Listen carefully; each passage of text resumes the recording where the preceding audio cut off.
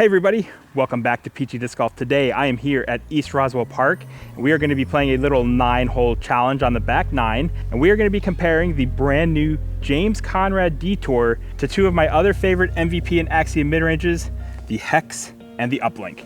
Let's see how they compare.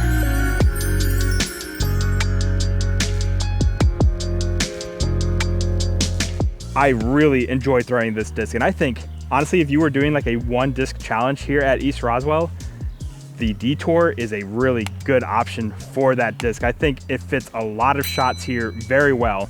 But now we're gonna open the bag up a little bit and introduce two more discs. We are going to be using the HEX and the Uplink, all in neutron plastic. I do normally bag a HEX, it's a glow HEX though that I've been using for a while, but we have all three discs in neutron plastic, and we're gonna see how they compare to each other. Numbers wise, they're all very similar. They're all 5-speed mid-ranges. The HEX has a turn of -1.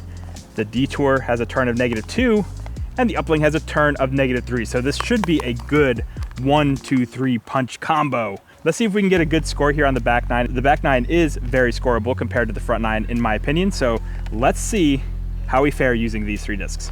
Hole 10 is 251 feet. It's a par 3. The basket is going to be up this hill.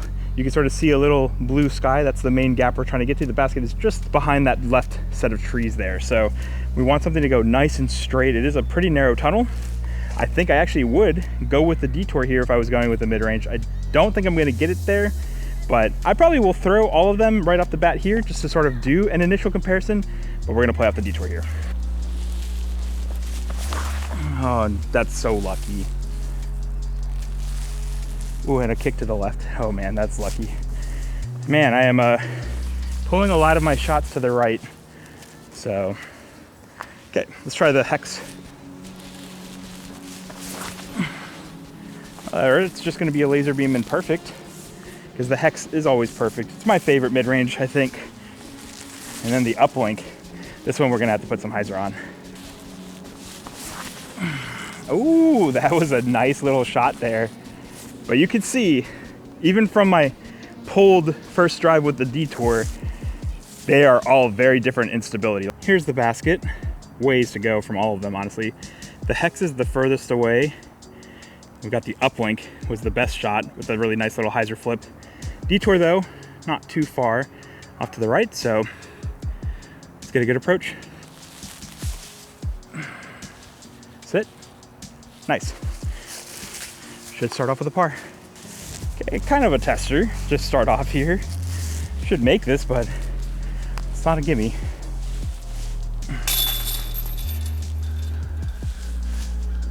Okay. Hole 11 is 185 feet, par 3. Basket is straight ahead. You might be able to see a little orange flag peeking over the hill. We have a double mando here that we have to make it through. That's the biggest hazard with this hole. The second hazard is this tee pad that I'm standing on, because there's a big crack in the middle and it's not even. The part of the front sits a little bit higher than the part in the back, so I end up mainly thinking about my footwork here. I think the Detour might be a solid disc here. If we can avoid getting tripped up on the tee pad, this should be a really good disc for this, honestly. A little too much anhyzer on that, but that's gonna be pin high, I think. Pretty solid. Let's go. That shot was money, actually. I thought I was gonna be off to the right of the basket here with like a circle edge putt. But instead, we got a little tap in. Nice. Hole 12, 222 feet. It's a par 3. Basket is straight ahead, a little bit off to the left. There is a big rock garden right in the center of the fairway that plays as a hazard. So if we land in there, we're taking a stroke and then we have to putt from there as well. So we want to avoid that. My normal play is to actually go with like an A3 or an A5 off on the right side and then just sort of let it bend to the left around that rock garden. We're gonna go with the trickier but more aesthetic right up the gut shot. And we're gonna do that with the Detour. The Detour is a great disc, I'm finding, for most of the holes here at East Roswell. You really could do like a 1-disc round here with just the Detour on most of these holes. There's a couple where I wish I had a little more stability, but this disc is really playing well.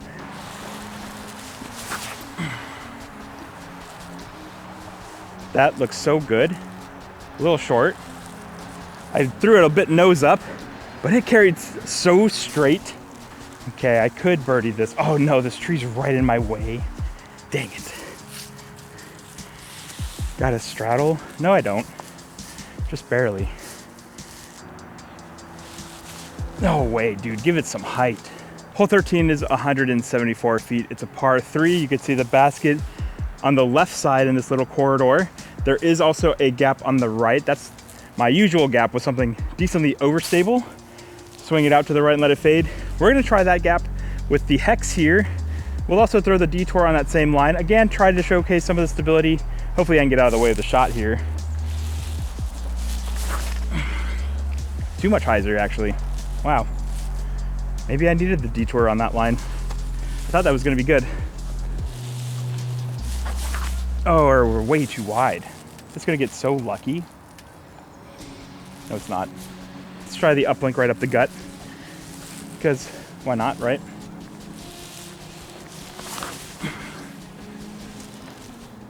Oh, close one. Got it. Nice. Tap in from there. Hole 14, 213 feet with the par 3. A little bit downhill, so it doesn't quite play as far as that even. Basket is straight ahead, but you can see we do have a pretty narrow fairway here. Let's try the detour out because I think this disc might be just a little bit better. We'll throw the hex as well, try to keep the same line. Probably will miss it, but try the detour out here.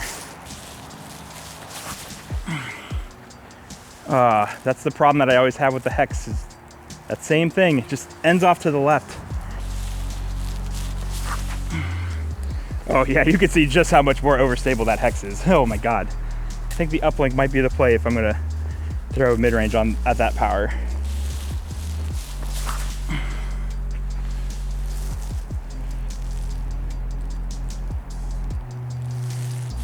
That's parked. I'd be lying if I said I was not used to putting from this area. Oh my God, let's go, birdie. That was so close. You can also see uplink is just a tap in, so easy. Hole 15 is 192 feet. It's a par 3. You can't see the basket obviously, but basically we go a little bit uphill. So basically my normal play is to go to the right of that big tree right in the middle of the fairway and then let something fade in. I usually go with like an A5 or even an NV, usually works. We're gonna go with the hex here on a little bit of hyzer. We don't want it to push too far to the left. There is a sidewalk past the basket that's out of bounds, so just keep this in the fairway.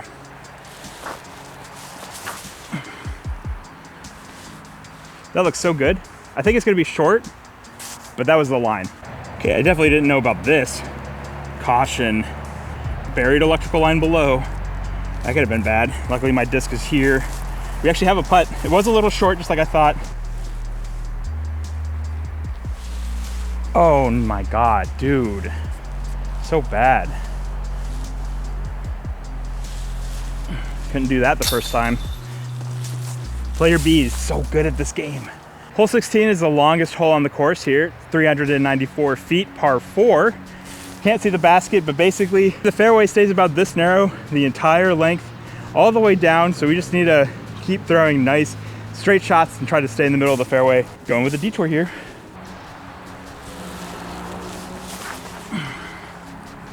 Oh, that looks so good. Don't fade too much. That's still gonna be okay. We're not too deep in the woods. All right, you should be able to just see the basket here. I'll zoom in on it. And this was a decent shot, but unfortunately I am pretty tangled up in here. Do a little flipperino, and only real shot I have is just go with the hex. Go a little, can't really make it to the basket, I don't think. Sort of just a chip approach just to get a little further down, but don't really have a way to get all the way to the basket here. Yep, that's about all I can do.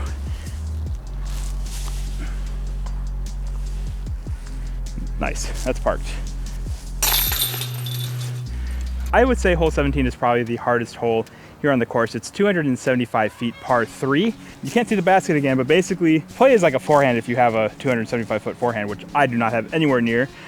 You want to basically go straight through these little gaps here, and then the fairway does bend off to the right. So because of that, we're finally giving the uplink a chance as the shot we're going to play off of. Just put a little bit of hyzer, not a lot. We do want it to flip over and ride to the right and just sort of hold that line to the basket. Oh, that got so lucky. Keep holding. It's faded out just a little bit, but that got so lucky. Pretty decent shot though. We might actually be able to get a par, which is rare for me. This was actually one of my best shots on this hole. Too bad it was so lucky and I will never be able to repeat that.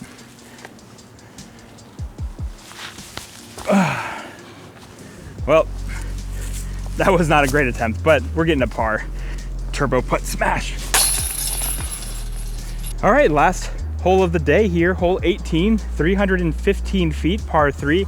It does play a little bit downhill, so not quite that far.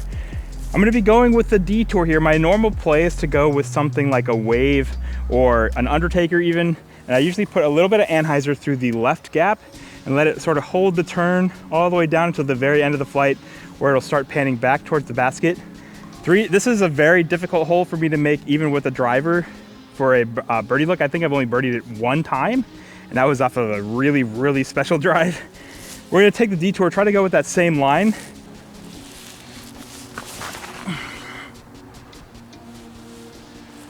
That held the turn. It's just panning out just now. That is a great mid-range. It held the turn on a full power throw there. We do have a bit of a tricky approach here. Gotta go with a little anhyzer, floaty anhyzer approach. We're gonna go with the Uplink obviously for that.